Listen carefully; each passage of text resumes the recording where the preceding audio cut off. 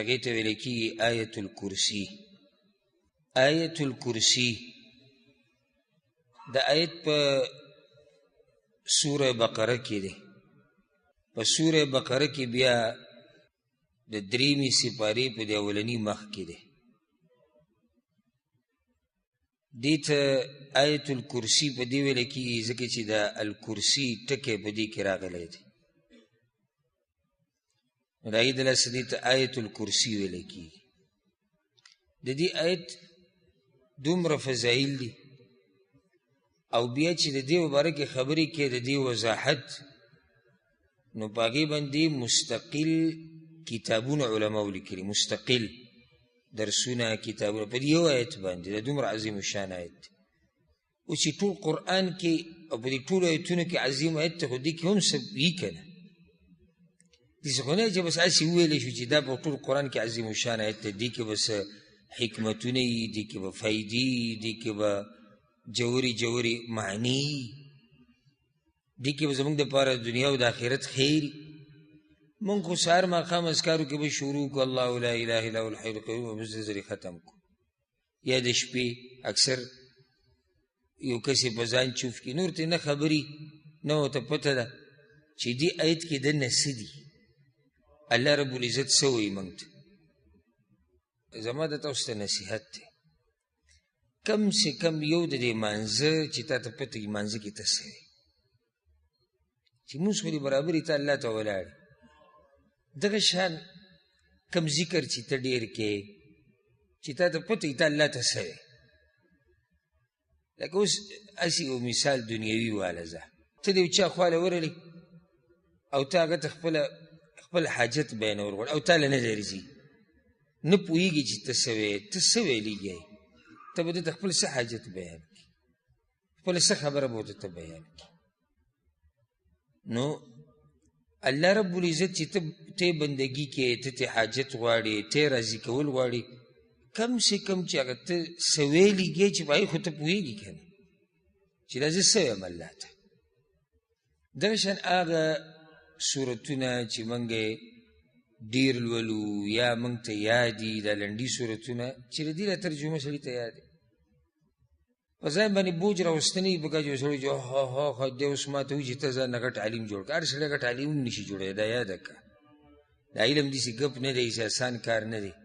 ډېر هغه خلک ډېر بې شمار چې هغه په مدرسو کې او په یونیورسټیانو کې او په دې کې پراته او علم ورته زده نه شي. دا علم زده کول دا اسان کار نه دی چې ته وایي دا خو چې ده ما ته وایي چې اوس ته علم زده کوه، سبا له به زما نه امام ابن کثیر جوړ شوی، نه خو زه نشم کولی. موږ تا ته دا وایي چې دومره څه وکړه چې ته د روزمره ژوند کې کم عبادات کې، کم تلاوت کې، کم اذکار وې چې هغه تا ته معلوم وي چې زه څه وایم. هغې کې یو آیت الکرسي دی، موږ یې په مخه لولو، په مخه یې وایو چې سړي ته خو پته کېږي آیت الکرسي کې څه دي او آخر د دې نه دومره فضیلت ولې دی، په دې کې خو به صحیح که آیت الکرسي. هسې د دې مباره کې د سلفو بعض اقوال لکه دین مشران چې هغوی به دې آیت ته په کوم نظر کتو، صرف یو څو اقوال ذکر کوم که نه ډېر شي دي. امام ابن ابي شیبه رحمه الله د علي بن ابي طالب رضی الله عنه دا قول راوړی دی. هغه وایي علي رضی الله عنه ما ارى احدا يعقل دخل في الاسلام ينام حتى يقرأ آية الكرسي.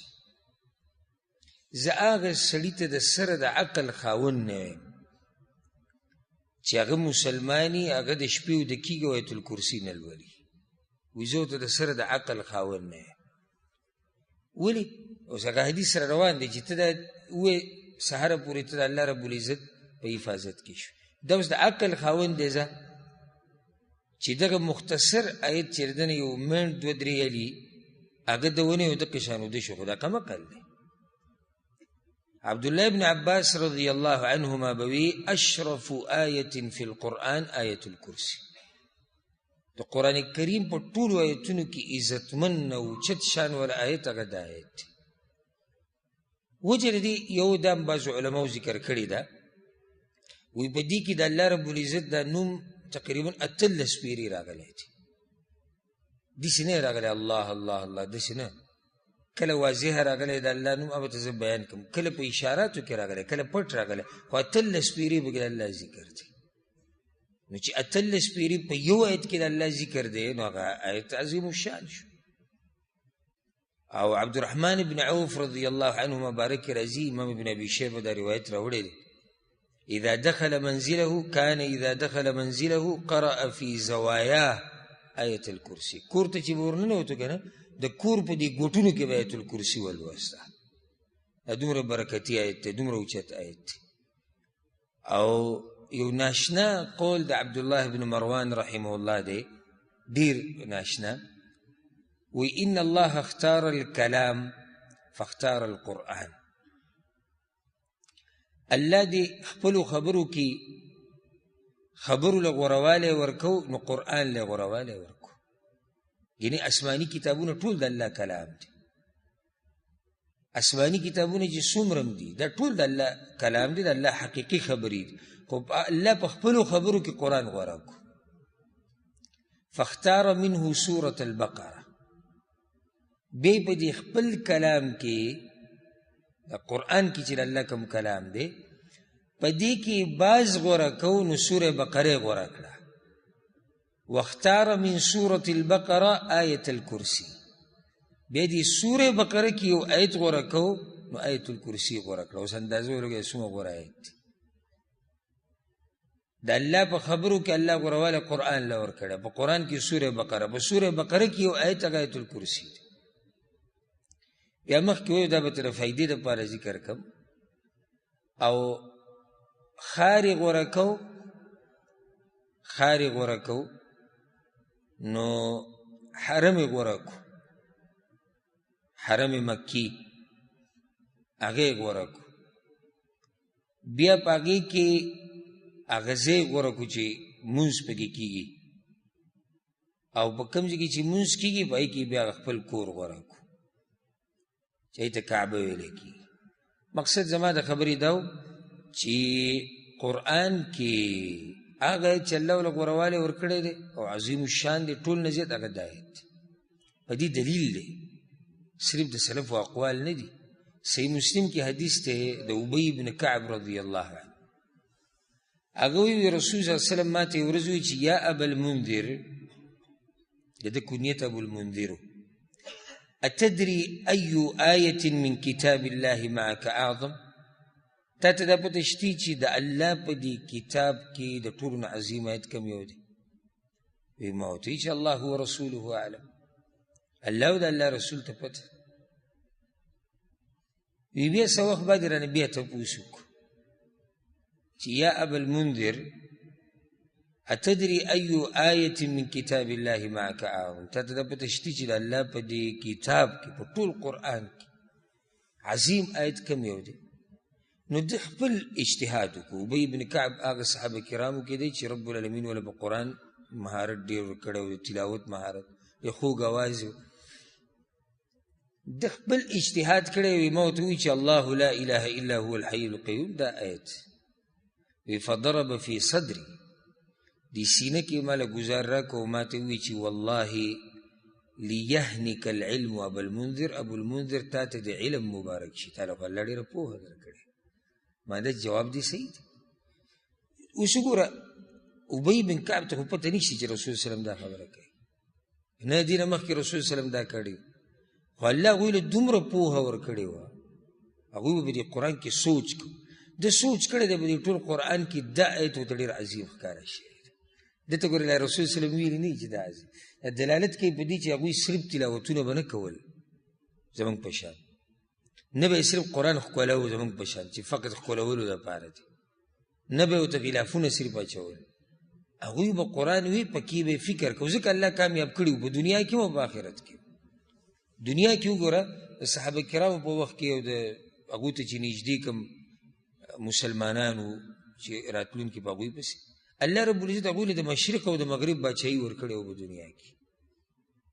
د کافران او کفر او مشرکان منافقان دا ټول هغوی ته محتاج وو، بادشاهي د هغوی وه. دا تاریخ چېرته وګورئ، او آخرت ولم الله ورکړی. وجه د هغې یوه دا وه، یوه وجه چې هغوی قرآن یو داسې کتاب منلی و چې دې کې به سوچ کې، دې کې به فکر کې او په دې به عمل کې. موږ ولې پاتې یو؟ موږ په دنیا کې هم شاته شوي یو، دین کې هم شاته شوي. وجه د هغې یوه دا ده چې کوم کتاب موږ ته رب العالمین رالېږلی دی، رالېږلی موږ ته دی، په هغې موږ نه پوهېږو، نه هم پکې چې د کوشش کړی دی چې سوچ پکې وکړو یا هغه یاد کړو. نو اوس د ده د علم د جوروالي اندازه ولګوه چې ده په دې قرآن کې دومره سوچ کړی دی چې د خپل علم مطابق دی دا وایي چې دا آیت عظیم آیت دی. رسول صلی الله علیه وسلم تصدیق وکړو او تصدیق په دې طریقې سره وکړو علم دې تا ته مبارک شي، معنی دا چې خبره دې صحیح ده. که نه وی صحیح خو رسول صلی الله علیه وسلم ورته وایي چې نه اوبۍ ته خطا شوی، صحیح جواب هغه دا دی. نو دا یو دلیل شو په دې باندې چې په قرآن کې عظیم الشان آیت هغه آیت الکرسی دی. بل حدیث والا که صحیح حدیث دی په صحیح الجامع کې شتی، شیخ البانی م راوړی، امام نسائی راوړی. ابو امامه رضی الله عنه وی رسول صلی الله علیه وسلم وی من قرأ آیة الکرسی فی دبر کل صلاة مکتوبه، څوک چې آیت الکرسی لولي د هر فرض منځنه بعد، لم یمنعه من دخول الجنه الا ان يموت، دې د جنت نه بس د ده د جنت په منځ کې دغه دی چې دی مړ شي. دا د جنت په منځ کې اوس دیوال هغه دا مرګ دی، که دا مرګ دله راغی دی جنت ته ځي. هر فرض مونځ پسې کم اذکار چې دي یو پکې د آیت الکرسی دی. هغه اذکار خو موږ بدل کړي دي په نور څه باندې اکثرو، یا خود ساخته اذکار، خود ساخته دا چې موږ ته یو امیر صاحب راته وایي چې داسې وایي، یو صابیاق صاحب مولوي صاحب، لکه رسول صلی الله علیه وسلم به د فرض منځنه بعد کم اذکار وي هغه وایه که نه. لکه ستا چې کوم وحي درته بیان شو چې د الله رسول وایي چې دا ذکر وایي، په دې دې زړه نه مطمئن کېږي. او یو عامه خبره بې دلیله چې خلکو روانه کړې ده او بیانې په هغې دې زړه مطمئن دی. دغه شان بعضو خلکو بلکل پرېښودي چې څنګه سلام وګرځئ لا امام را ګرځېدلی نه مخې راړولی نه دی به په سنتو ولاړې. دا اذکار کم ټیم وي. او بیا درېیمه مرحله کې هغه دي چې د هغوی یوه منډه ده، بس چې څنګه سلام ګرځول او سر چولۍ را چولۍ چې د وتو لار کم ځای کې ده. څومره لوی تاوان دی خلکو کو. یعنی آیت الکرسی زه دا وایم قیامت په ورځ کم سړی چې جهنم ته لاړ دی به د الله په عدل او په انصاف سره ځي، او کم سړی چې جنت ته لاړ د الله په رحم سره به ځي. خو داسې څوک نشته چې الله لره ملامته کړي. د دې نه اخوا الله تا ته خبره نوره څه اسانه کړي. ته 5 منځونه د ورځې شپې کې په 5 منځونو پسې آیت الکرسي وایه، که مړ شوي جنت ته به لاړ شي. نور الله تا ته څه اسانه کړي. که دا مطلب دی یو کس چې ما بلکل عمل به پرېږدم او به خپل چولي، نو وروره ایمان کې خو لازم دي 3 خبرې. یو په ژبه اقرار دی، په زړه کې تصدیق دی، عقیده ده، او په اندامونو عمل دی. عمل چې دی پرېښودو مکمل نو ته خو مؤمن نه شوې. انسان عمل کوي په هغې کې هم کوتاهي، ځکه چې ما وایي جنت ته به ځي الله په رحم سره، هغه عمل کې هم کوتاهي. خو رب العالمین بیا مهربانه دی، هغه کوتاهي چې دی د هغې چشم پوشي وکړي او د هغې ورسره حساب ونه کړي او جنت ته یې بوځي. آیت الکرسي که ته وې د عوام چې کله قرآن وایي که نه، دوی ډېر زر قرآن وایي. قرآن په تلاوت کې هغه سړی لږ وخالي چې څوک په تلاوت ډېر ښه پوهېږي، هغه په تلاوت کې وخالي، ځکه چې هغه دې ته دا ټکی داسې ویل غواړي، دلته دا دي، دلته دا تجوید، هغه احکام ټول ادا کوي. عوام چې وایي دا خو ډېر زرې وایي. زه هم کیدای شي د آیت الکرسي 2 منټه اوپې هم نه لګي، 2 منټه هم له ما ډېر وي، سکندونه. الله به تعالی جنت درکړي چې اوس ته یې نه غواړې، او الله ته د قیامت په ورځ وایي چې ما خو درته لاره اسانه کړې وه، خو تا نه غوښته. نو څه جواب به دې کوې بیا بل حدیث والا دا حدیث به ذکر کړو او بیا به مخکې راځو آیت الکرسي وضاحت له صحیح بخاري کې ډېر اوږد حدیث دی ابو هريره رضی الله عنه ويوكلني رسول الله صلى الله عليه وسلم بحفظ زکات رمضان رسول الله صلی الله علیه وسلم ما ته دا کار حواله کړی چې ته به دا فطرانه چې کومه راجمع شوې ده د مسلمانانو د دې به ته ساتنه کوې دا شپه دوه به ته د دې ساتنه کوې بیا به موږ په مسلمانانو کې تقسیمو فاتانی آت د شپې راپسې یو کس راغی زه وی ناست یم څوکۍ کو یو کس راغی فجعل یحثو من الطعام چونګونه یې رااګستوی دی خوراک ورته نه بله مسله م راووته چې فطرانه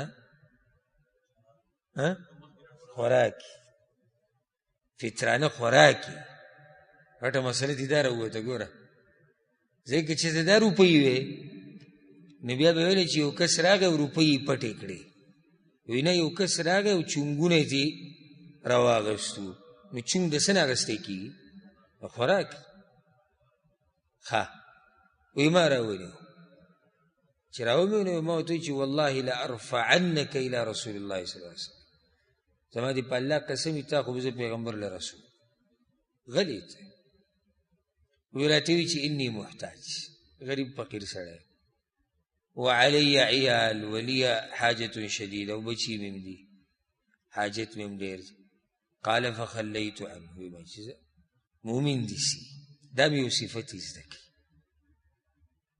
یو عیب زموږ په معاشره کې دا دی خفه کېږو ورو دا یو حقیقت دی چې کله ګوره دا معاشره او دا خلک یو سړی ښه سړیتوب ته نه پرېږدي څنګه لکه اوس ما سره یو کس راغی او زیاتې وکړو زه اوس ګورم دې معاشرې ته که زه دی ماب کړم دا معاشره ما ته بې غیرته وایي که زه دې د الله دپاره ماف کړم دا معاشره ما ته وایي چې دی پوښتن نه دی دا معاشره ما ته وایي دی یریدونکی دی نو ما راولم ګوره په دې ډېرو بدو صفاتو موږ معاشرې مجبوره کړي ښه که چېرته معاشره مکمل ښه شي بیا ګوره اوس یو کس ما سره زیاتې وکړو زما اراده ده چې زه دې بدل واخلم نه یې پرېږدم او زه دې بدل اخیستی م شم زه به سوچ وکړم چې معاشره کې بیا خلکو ته کم مخ ښیې راته به وایي چې تا ماف کولی نه شو فرق ته ګوره معاشرو کې هر سړی به راته بیا وایي چې تا ماف کولی نه شو نو زه به مجبوراً دا سړی څه کړم دی به ماف کړم اوس پې ورسېدی که نه چې یو معاشره کې ماف کولو ته بوزدلي وایي یو معاشره کې کله ښه سړیتوب ته بېغیرتوب ویلی کېږي نو په هغې کې هغه د ښه سړیتوب خاوند بیا مجبوره شي خپل ښه سړیتوب پرېږدي دا ګوره حقیقت ته تاسو ته ما وایي چې په دې به خفه کېږو نه دا داسې ده ډېرې ما ته به خپله مسلې راغلي دي کسان راشي مشوره رانه دي دغه شان راته ووایي زما بلکل مکمل اراده ده چې زه دې سړي ته دا مسله ماف کړم زه درته دا مال ماف کړم دا وینه ورته ماف کړم خو د هغې نه بعد بیا دې خلکو سره څه کوو او زمونږ بیا تعنی داسې نه دي چې تا له به نصیب درکوو ستا بچو ته به یې هم وایو صبر وکړه پرېږدو یې داسې نه ستا بچو ته هم موږ دا وایو چې ته د هغه سړي زوی چې هغه را لګېدلی و یو کس یې ماف کړی و دا اوس یعنی زمونږ ښه صفت دی که بد صفت دی بد صفت دی پکار دی چې موږ د دې دویم مثال برابر وی چې موږ بدل اخیستی او سوچ هم کولی چې معاشره کې به کم مخامخ کوو اخو مشر کشر به راته وایي چې د الله بنده ماف کړی به دي نو زه به مجبوراً بیا راولګم دا سړی به ماف کړو دا د مؤمن شان دی دا فایده دې ذکر ووایه منځ کې فایده را وی یاره زه غریب یم فقیر یم بچي مې زه معافي کړي دا نن سبا دا ویډیوګانې چلېږي که نه زمونږ د دې ملک او د دې علاقو زه خو حیران شم په الله مې دې قسم وي چې د بعضو دې زړونو ته چې یاره کېدای شي د زناور په بدن کې چې کوم زړه د هغه به د دې نه ښایي لکه ماشوم ورسره کار کوي او د هغه نه غلطي وشوه هوټل کې یا بل ځای کې څنګه وایي او ویډیوګانې تاسو کتلي که نه یې کتلي حدیث کې دي دلته وګوره د مؤمن شان ته دلته یو کس راغلی د ابوهریره نه غلا کوي مسله کې ګوره ډېر فرق دی یو کس تا سره کار کوي نوکر دی ته ورله تنخوا ورکوې او د هغه نه غلطي وشوه یو کس راغی تا نه غلا کوي دې دواړو کې فرق دی که نه دی لوی فرق دی لوی هغه ورته زه غریب یم بچي زړی به وشو او هغه حدیث ورسره یاد ساتئ چې شفقت کوونکو باندې به څوک شفقت کوي الله به کوي هغه صحابي راغلی یا رسول الله زه ګډ نشم حلالولی رسول صلی الله علیه وسلم ته یې ولي وایي چې ګډ حلالوم یو بس زړه مې پې سوځي رسول صلی الله علیه وسلم ورته وایي چې ته په ګډ دومره مهربانه یو الله په تا مهربانه دی څومره چې ستا زړه کې مهرباني د مخلوق سره د دین اندازه ولګوه چې الله په تا څومره مهربانه دی وی ما سړی پرېښود سهار چې لاړم وی رسول صلی الله علیه وسلم راته د ځان نه وایي چې ابوهریره د هغه قیدي دي د شپې څه قیصه وه هغه الله خبر کړی یو ما ورته چې یا رسول الله هغه به شروع وکړه فریاد او ژړا فرحمته زړه مې به وسوځېد پرېږدي وی راته وی چې اما انه قد کذبک هغه ګوره تا ته دروغ ویلي وسيعود او بیا به راځي الغرض وی ما ته پته ولګېده چې دی خو به لازم راځي لقول رسول الله صلی الله علیه وسلم ځکه چې رسول صلی الله علیه وسلم وی بیا خو ته وي زه بلکل ناسو چې دی به راځي فرصدتو وی چې ګورم سړی راغی بیا چونګونه یې راډک کړو راومې نو ناسا ورته مې وویل چې لارفعنک الی رسول الله صلی الله علیه وسلم تا به زه رسول صلی الله علیه وسلم ته دې پورې له خو دې بوځم و دې چې که ورسره دا یاده که غلا کوي او پیغمبر ویلي دي چې دروغجن دی یعنې دا ورسره هم ده وی راته وي چې ما پرېږده دا ځل مې پرېږده او محتاج یم یم بچي مې دي او غریبي ده لا اعود بیا نه راځم فرحمته بیا یې په زړه وسوځېد ماشي ده سهار چې ورغلم رسول صلی الله علیه وسلم ته وایي چې ابوهریره قیدي دي څه قیصه وه ما ورته وایي چې یا رسول الله بیا یې فریاد شروع کړو چې ما پرېښود رسول صلی الله علیه وسلم راته وایي چې دروغ یې درته ویلي ده او بیا به راځي بس په دغه درېیمه شپه ورته بیا ښه ناست وم نیغ چې ګورم وایي سړی راغی او بیا د خوراک نه غلا شروع کړه راومې نه وی ما ورته وایي چې دې پورې له خو دې به بوزم هذا آخر 3 مرات بس دی نو درېیم پیر دی دې پورې له پکې ماف کېدی نشته انک تزعم لا تعود ثم تعود ته ما ته زه بیا نه راځم بیا راشي وی راته وایي چې پرې مې ده دې پیر او داسې کلمات به درته وښیم چې ینفعک الله بها الله به تعالی د هغې دلاسه ډېره فایده درکوي وی ما ورته وایي چې ماهون د آیتونه د کلمات کم یو دي وی راته وایي چې اذا اویت الی فراشک کله چې ته تلایي له راشي اوده کېږي فقرأ آیة الکرسي آیة الکرسي لوله چې پوره ووایي فإنك لن يزال عليك من الله حافظ پتا باندې به د سحر پوری یا ته به د سحر پوری د الله په حفاظت کې ولا يقربنك شيطان حتى تصبح سحر پوری به شیطان ته نه نږدې کېږي وی پرېمې خو مجلسونه قیمتي خبرې وکړې سحر چې ورغلم رسول صلی الله علیه وسلم ته وایي قیدي دی وی ما ورته وایي چې یا رسول الله هغه نیولی مې و خو هغه راته وایي چې څه کلمات ته ښیم او ډېر فایده مند دي ما ورته کمې وایي چې دا دي او د دې فایده دا ده وی رسول صلی الله علیه وسلم وی اما انه قد صدقك وهو کذوب دا خبره رښتیا کړې ده او دی دروغجن لکه نور دی دروغجن خو دا خبره رښتیا کړې ده تعلم من تخاطب منذ 3 ليال یا ابا هریره دا 3 شپې تر چا سره لګې ته پته شته وی ما ورته وایي یا رسول الله ما ته خو پته نشته وی ذاک شیطان دا شیطان دا شیطان خو د انسان په شکل کې براته اوس ورته ووایي چې ته دا ووایې نو شیطان تا ته نشي نږدې کېدی ده ته به خپله پته ده چې څوک آیت الکرسي ووایي شیطان هغه له دغه شپه نقصان نشي ورکولی ځکه چې ده خو به ټراینې کړي، ده خو به کوشش کړی یو مسلمان ته یو د الله بنده ته نقصان رسولو، خو بند شوی دی. ولې؟ ځکه چې هغه آیت الکرسي ویلې ده. اکه خبره ده ابو هریره ته وکړه، وی دا وایه الله به دې ساتي. رسول صلی الله علیه وسلم رښتیا ویلي دي. نو د دې نه دا مسله م راووته چې کم سړی چې د شپې ویده کېږي او آیت الکرسي ووایي، سهاره پورې د الله په حفظ و امان کې دی. الله رب العزت به ساتي د شیطان. تاسو دا غواړئ که نه؟ هر یو کس غواړي. ورسره دا اضافه که سهار مانځه توفیق به راته میلاویږي، د تهجد توفیق به راته میلاویږي، ځکه چې ته اوده د الله په توحید باندې شوي. آیت الکرسي کې ټول توحید دی، تر الله په توحید باندې اوده شوي.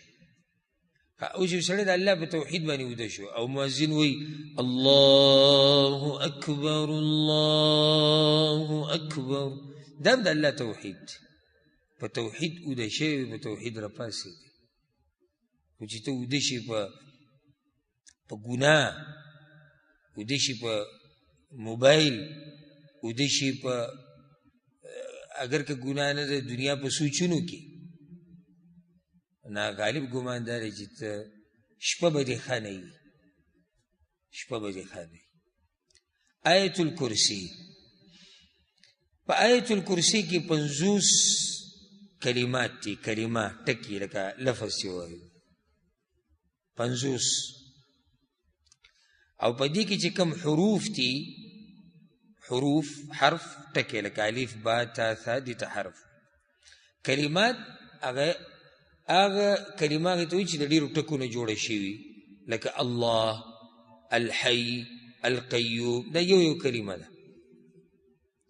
او حرف اخو واضح دی ټکي ته وایي. نو په دې کې په آیت الکرسي کې 180 حروف دي. دا مې ولې دې لپاره ولې مې ذکر کړو؟ دا مې دې لپاره د ذکر کړو چې یو بله فایده راته هم ذکر کړو.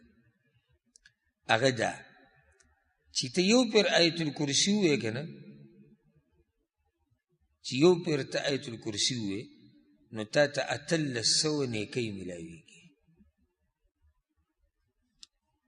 یو پیر چې ته آیت الکرسي ولولې 1800. ولې 1800؟ یو حرف باندې لس دی او حروف ټول دي 180. نو 180 ضرب لس، نو جواب راووتو چې 1800 1800 1800.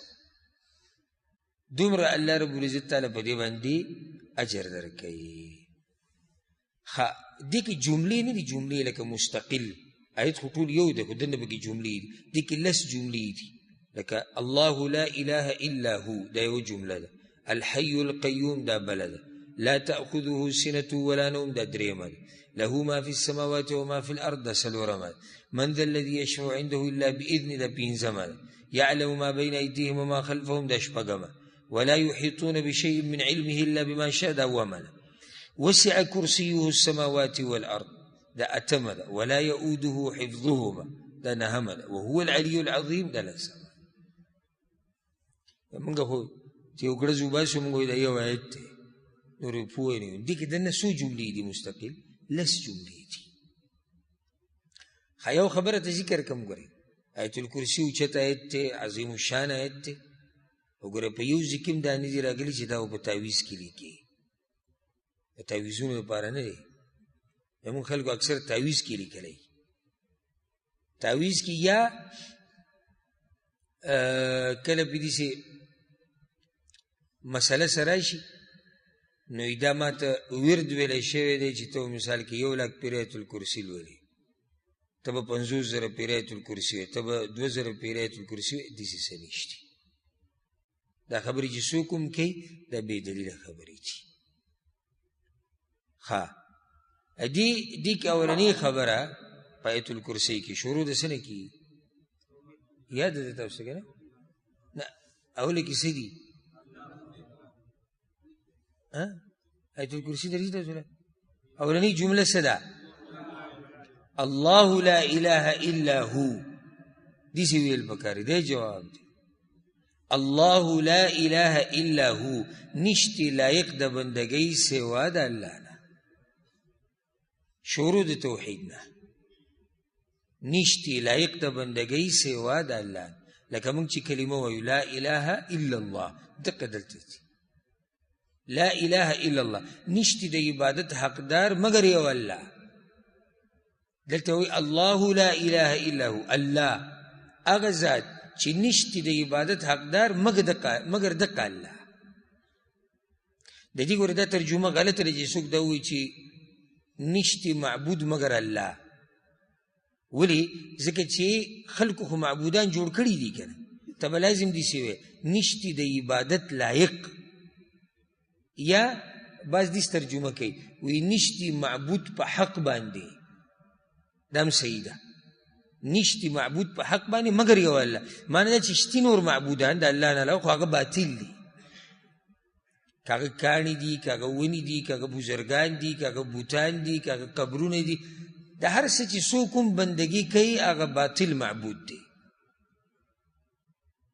او هم په دې صورت کې عفوا په دې آیت کې د دې خبرې وضاحت شته چې ولې صرف الله د دې حقدار دی بل څوک نه دی. الله لا اله الا هو، الله هغه ذات دی چې نشته د عبادت حقدار مگر دغه الله دی. ښه اوس ګوره ما تاسو چې دې کې هغه وضاحت په خپله دننه پروت دی که سوچ دې پکې وکړو. هغه څنګه الحی القیوم، الحی القیوم، الحی همیشه ژوندی دی، القیوم نظام چلوونکی دی. دې نه مخکې چې الحی والقیوم وضاحت وکړو، زه ستاسو نه دا سوال کوم، یو سړی دا وایي چې ته ماته دا وایي چې د الله نه علاوه د عبادت حقدار بل څوک نشته، زه ورته وایم دا خو زه وایم. نو ولې دا پلانې چې دی او پلانې بوت چې دی او پلانې پیر چې دی او پلانې بزرګ چې دی او ګټه او ونه او دا او دغه، سوال د هغه نه دا وکړه ستا په دې معبودانو کې کم یو داسې دی چې همیشه ژوندی دی؟ راته ویې الحی، الله لایق د دې دی چې بندګي دې راغه وشي. ولې؟ ژوندی دی، همیشه ژوندی دی، همیشه. ما ته دې څوک په دې مخلوقاتو کې داسې وښیي چې هغه همیشه ژوندی. زه دویم القیوم، القیوم القائم برزق ما خلق وحفظه، لنډه معنی دی نظام چلی. څه مطلب دی؟ قائم دی، لګیا دی، ذمواري اخیستې ده د خپل مخلوق د رزق، د هغوی د ساتنې، د هغوی د تربیت، د هغوی د ژوند، د هغوی د هر څه، د ټول نظام الله چلی. ښه الله ژوندی دی، ژوند هغه داسې ژوند نه دی لکه څنګه چې د انسانانو دی. اوس ګوره ژوند ګورې د مخلوق هم دی، ژوند د الله فرق دی. ژوند د مخلوق هغه عارضي دی، ژوند د مخلوق په هغې کې ډېرې مسلې دي. ژوند د الله کمال والا ژوند دی، ژوند د الله همیشه ژوند دی. همیشه ژوند دا د الله رب العزت خاص صفت دی. او زه تا ته دا نه وایم چې یاره ناروا دي، ته به داسې نه وایې چې د مخلوق دپاره دا دي. تا ته دا نه وایم چې ناروا دي. ولې درته وایم چې ناروا دي؟ ځکه چې کېدی نه شي. لکه څوک دا وایي چې یاره د یو مخلوق دپاره، د یو بابا دپاره، د یو نبي دپاره، د فرشتې دپاره دا صفت دی چې دا همیشه ژوندي دي، نو هر سړی به ورته دا وایي چې دا کمقل لیونی دی. همیشه ژوندی ذات صرف یو الله دی. دا قبرونو ته چې چغې وایي، دا باباګانو، درګاهونو، دربارونو ته، دوی نه دا سوال پکار دی چې اخر تاسو څه مجبوره کړي چې مخلوق ته را مدد شو چغې وهئ او پرېم ښودو هغه ذات چې هغه همیشه ژوندی دی. الحی الذي له الحیات الدائمه، همیشه ژوندی دی، هغه همیشه پاتې دی، نه تې مخکې څوک شته نه تې وروسته څوک شته، نه تې مخکې څوک شته نه تې وروسته، داسې ژوند دی د الله. دا زمونږ دا کوم ژوند چې دی داسې ژوند دی، عارضي ژوند دی. ها خو دا درته ووایم ګوره ښه، او زمونږ سره دا ښایي، زمونږ سره دا ژوند ښایي، د الله سره دغه ژوند ښایي. یو سړی ما ته وایي چې نه ولې که اوس که د انسانان همیشه ژوندي وي ښه به نه، دا مرګ هم ګوره د الله رب العزت رحم دی. دا مرګ نه دم د الله رحم دی. څنګه مرګ رحم دی؟ سړی شپېتو ته اویا ته اتیاو ته ورسي، بعض مشران موږ لیدلي د هغوی هغه بیماریانې، د هغوی هغه فریادونه، د هغوی هغه تکلیفونه، داسې مشران پکې شته چې بیا ورله څوک توجه نه ورکوي. هر سړی لګیا دی د خپلې ښځې او بچو سره، کیدای شي په عذابوي یې، کیدای شي کله مسخرې پورې کوي، دی نه پوهېږي، دی کمعقل دی، دی موږ تنګوي. اوس سوچ وکړئ چې موږ همیشه ژوندي وو، زموږ به څه حال وي؟ په دې نقطه ورسېدی. نو دا مرګ هم څه دی؟ دا نعمت دی، دا د الله رحم دی. کیدای شي بعض مانه خفه شي په زړه کې چې موږ خو وایو چې ته پاتې شوې او ته راته وایې چې مرګ دا نعمت دی. او دا نعمت دی. او ته وګوره هغه مشرانو ته چې هغه د عمر هغه لویې برخې ته رسېدلي دي او هغه په عذاب دي، تنګ شوي دي. نو دا له اتیاو کې او په 90 کالو کې او سلې کې په سلو کې دا حال دی. یو سړی همیشه یي بله. او دا شته منډې زمونږ کافي نه دي. دا 80 اویا کاله زمونږ سرمنې وځي، زمونږ بیخ بنیاد ووتو، دا منډې دي او منډې دي او منډې دي او منډې، رزق کته او رزق بره او مسله کته او مسله بره او بچي دیسې او ښځه دیسې او مور پلار دیسې او کیلی دیسې او کور دیسې. دا چې موږ ټول عمر ژوندي وي. دې نقطې ته ستاسو سوچ نه. ګوره د الله په هر څه کې رحم او کرم، د الله په هر فیصله کې حکمت دي، په دې کې هم حکمت دی. هغه مختصر ژوند کې دې مسلو موږ پوزې له راوستي چې همیشه شي سړی هغه به څه حال. الله هغه ذات او د الله سره ښایي. ولې ورسره ښایي؟ هغه نظام چلی، القیوم دی. هغه څوک چې د دنیا نظام چلی او د دنیا د هغه مخلوق دی، هغه سره دا ښایي چې هغه دې مړ شي. نشي کېدی نشي. نو الحي القیوم، القیوم معنی موږ خو لنډه ترجمه دا کوو چې نظام چلوونکی. عربی کې د دې معنی ده القائم برزق ما خلق او القائم بنفسه. هغه ذات چې د خپل ځان په باره کې چاته ضرورت نه لري. یو معنی ده الله چاته ضرورت نه لري، هغه غني دی، هغه بے پروا دی، هغه بیزاره دی. او دغه شان هغه ذات چې هغه زمونږ د ژوند نظام، د دنیا نظام د دې چلوونکی هغه الله دی. نو دا دویمه خبره شوه. که څوک دا وایي چې یاره د الله نه علاوه خو معبود شتي، نو موږ دا وایو چې ته ماته په دې مخلوقاتو کې یو داسې وښایه چې د هغه سره دا ټول نظام د هغه په لاس کې یو. نو دا پلانې بزرګ چې دی، بزرګ که په دې بزرګ باندې بیماري راځي دی به منه کي؟ نو د په لاس کې څه شو؟ د رب په لاس کې خو دا هم دي چې بیماري راولي او لرې یې کي. ځکه خو موږ وایو چې هغه لایق دی. خو ته چې دا فلانې او علانې یادوې او بوت او ګټه او ونه څوک یادوي، نو موږ هغه ته دا وایو چې دا صفت په ده کې کوم ځای کې دی. یو فایده راته منځ کې ذکر کړم. ګوره امام ترمذي دا حدیث راوړی، موږ په د اذکارو په درسونو کې تفصیلي خبره هم کړې. انس بن مالک رضی الله عنه كان النبي صلى الله عليه وسلم اذا كربه امر، کله چې په رسول الله صلی الله علیه وسلم باندې څه سخت رااله، قال وی به یا حي یا قیوم برحمتك استغیث. اے حي اے قیوم ذاته، ستا په رحمت سره زه ستا نه مرسته غواړم. دا به رسول صلی الله علیه وسلم په سخته کې وي. یاد به شي ده که نه ګران دی؟ څه دی؟ یا حي یا قیوم برحمتك استغیث. کله د باندې سخته راشي دا ذکر وایي. ورب الکعبه، داسې ورته الله دا سختي اساني کي که نه چې ته به ورته حیران شي. دا ذکر به ژبه ساته. یا حي یا قیوم برحمتك استغیث. دا د رسول صلی الله علیه وسلم طریقه و چې کله به ورته یو مسله ګرانه شوه دا ذکر به وي.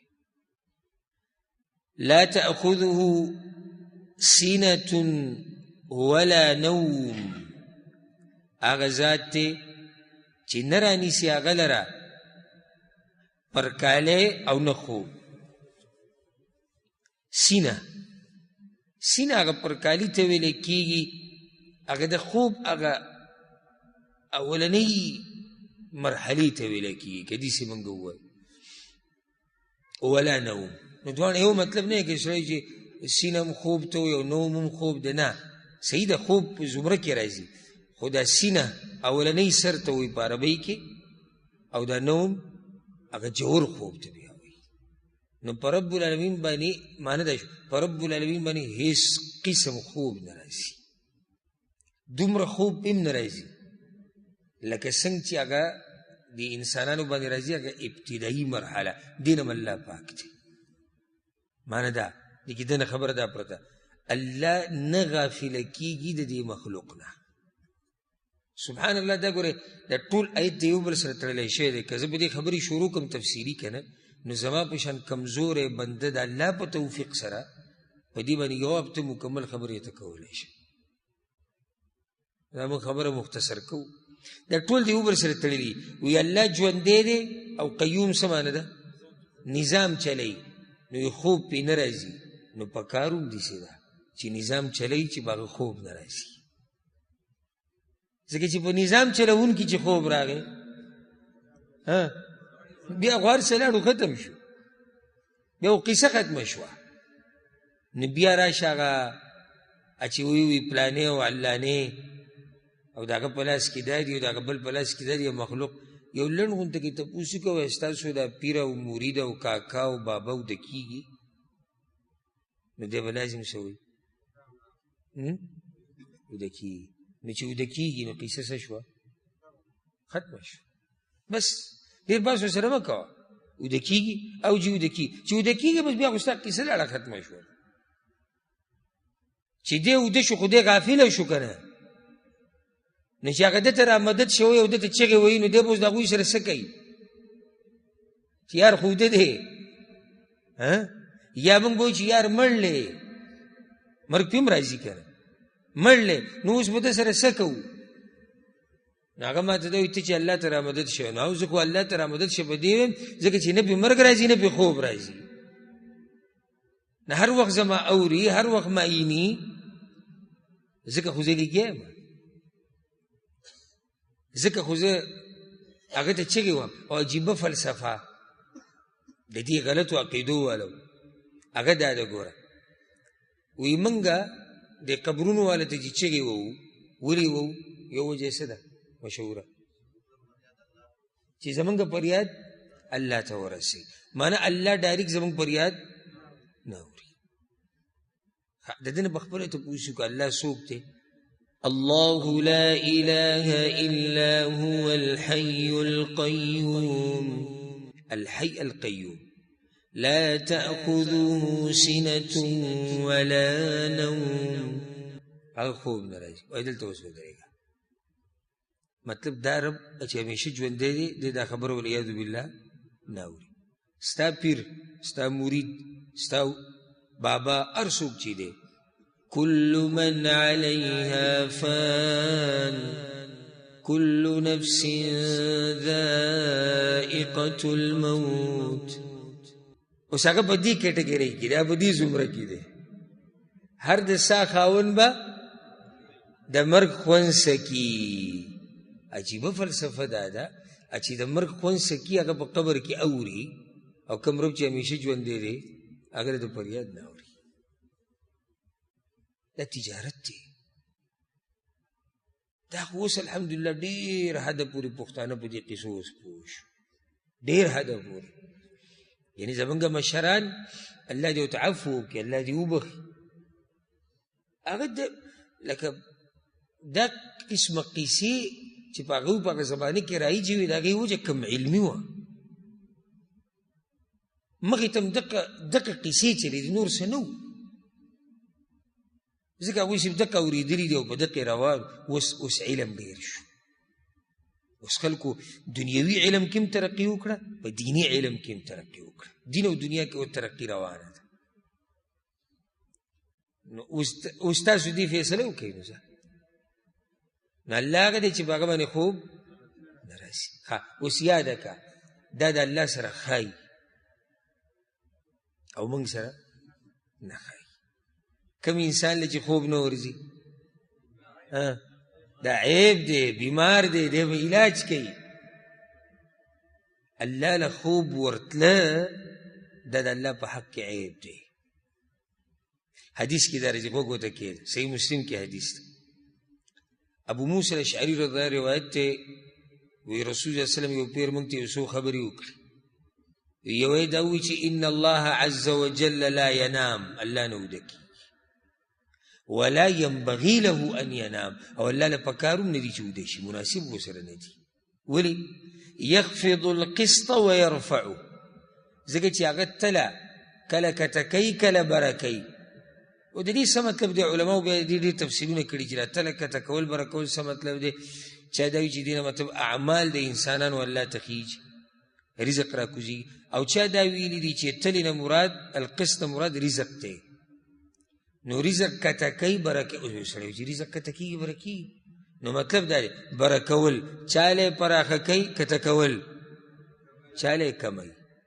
نو داسې ذات سره ویده کېده مناسب دي؟ نه دي مناسب. الله اکبر.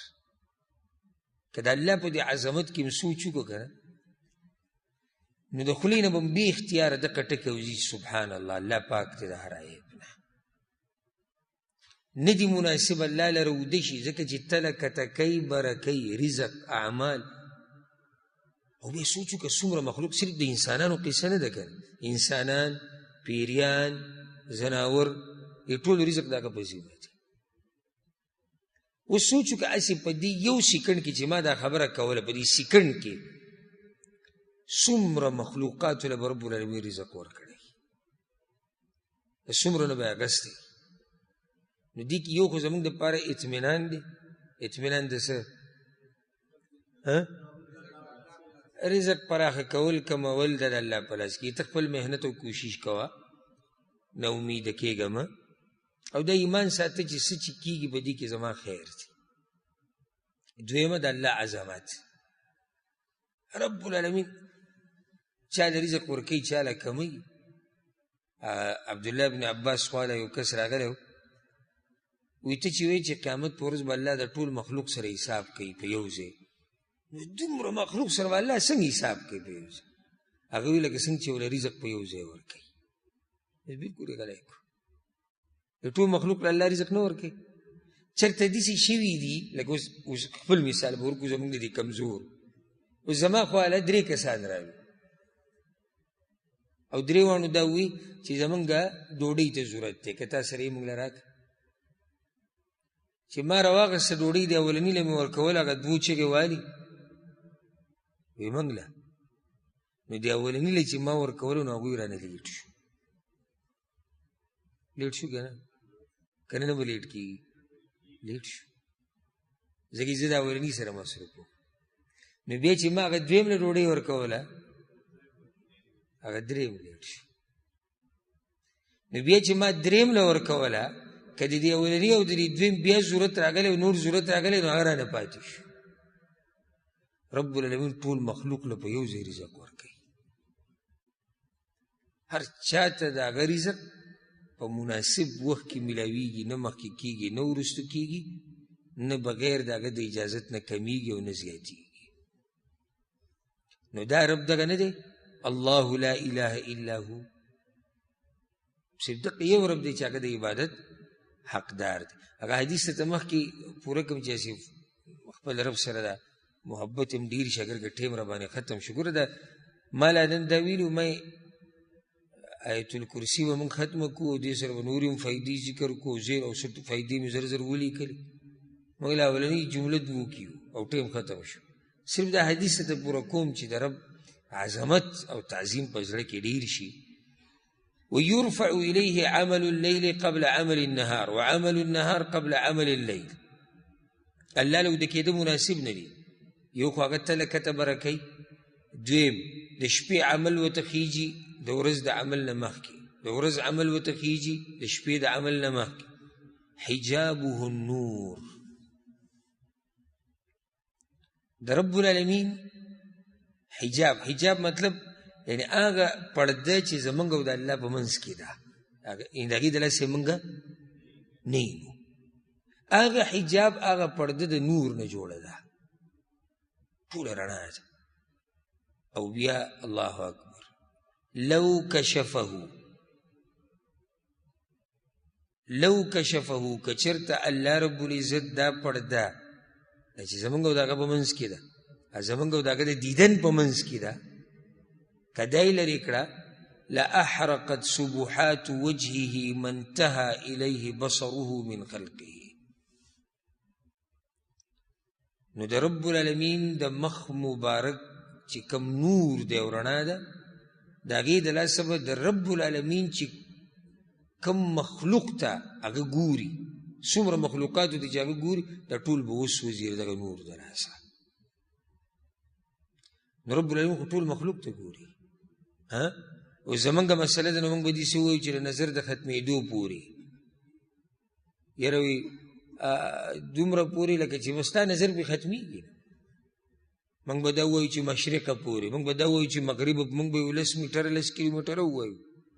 خو دلته کم ځي پورې چې رب العالمین ګوري، نو رب العالمین خو ټول مخلوق ته ګوري. څوک د هغه نه پناه دی. که چېرته دا پرده لرې کړې شوه، نو د رب العالمین د مخ نور داسې دی چې دا ټول مخلوق به سوځېدلی، داسې د هغه ښایست دی، داسې د هغه مخ دی. رب العالمین دې موږ ته د هغه د دیدن نصیب کړي، او الله رب العزت دې موږ له توفیق راکړي چې د هغه خالص بندګي وکړو. الله دې موږ د شرک نه، د بدعاتو خرافاتو نه وساتي، او الله رب العزت دې موږ له مرګ په هغه وخت کې راولي چې موږ په توحید او د رسول صلی الله علیه وسلم په تابعدارۍ باندې مضبوط یو. او الله دې موږ له مرګ په هغه وخت کې راولي چې کله الله زموږ نه راځي. نو دا اولنۍ برخه شوه چې تاسو ته یاد دی. خبر اخرنۍ کوم ځای پورې ورسېده؟ لا تأخذه سنة ولا نوم. انشاءالله بله برخه که الله ژوند راکو په دې کې به بیا د آیت الکرسي مخکې پوره کړو. هذا والله اعلم وصلى الله وسلم على نبينا محمد.